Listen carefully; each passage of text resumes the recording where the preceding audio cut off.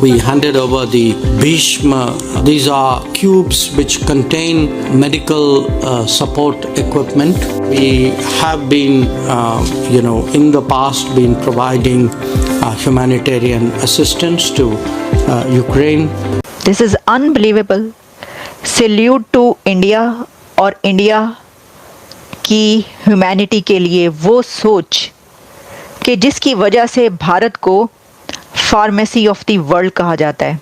India world pharmacy ने एक और कारनामा अंजाम दिया है। दुनिया में किसी माई के लाल में ये हिम्मत है कि जिस मुल्क में जंग चल रही हो, मुल्क तबाह हो रहा हो, और उस मुल्क में किसी मुल्क का वज़ीर आज़म जैसे prime minister Narendra Modi Ukraine में गए हैं। देखे अमेरिका सुपर पावर बनता है दुनिया के बीच में, जो यूक्रेन की बड़ी साइड लेता है, अपने डॉलर भी खर्च करता है। क्या अमेरिका के सदर की हिम्मत है यूक्रेन में आने की?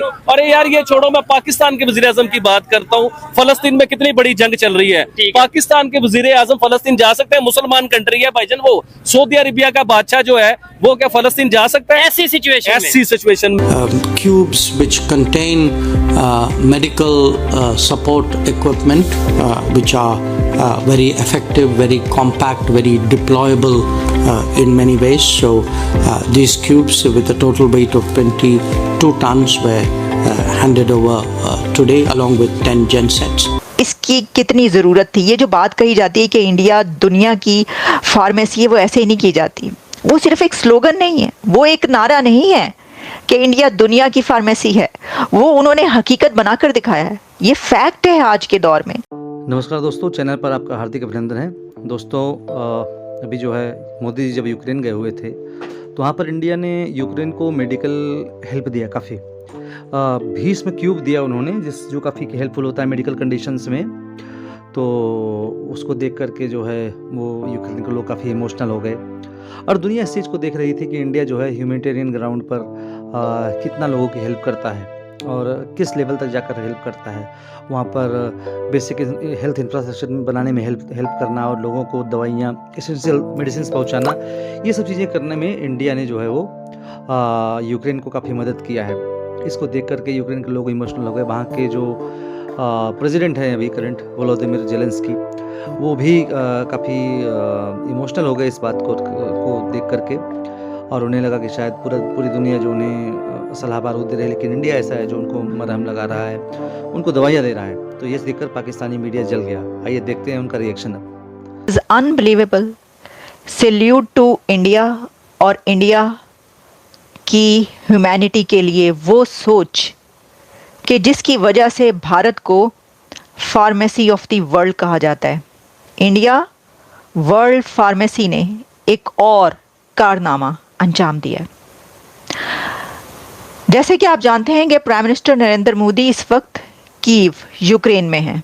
वो जो जंग में बच्चे मारे गए हैं वहाँ पर गए और ज़ेलेंस्की से उन्होंने मुलाकात की। वहाँ की किताब में क्या लिखा, ये सब कुछ एक तरफ, और भारत ने यूक्रेन को जो गिफ्ट दिया है, जो मोदी साहब गिफ्ट लेकर गए हैं यूक्रेन के जंग ज़दा लोगों के लिए, वो एक तरफ। उसने सब चीज़ों को मात दे दी। Art of the state medical equipment, ये एक प्रोजेक्ट है भारत का, जिससे पता चलता है कि इंडिया की जो इनोवेशन है और जो इनोवेटिव माइंड है वो कैसे काम करता है।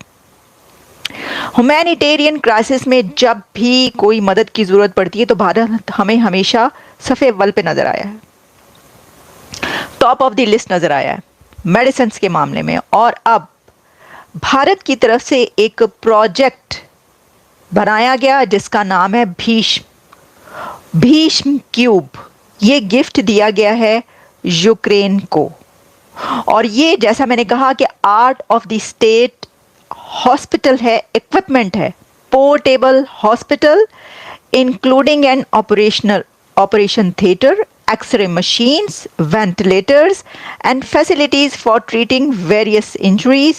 The Bhishma Cube is a comprehensive solution for disaster management.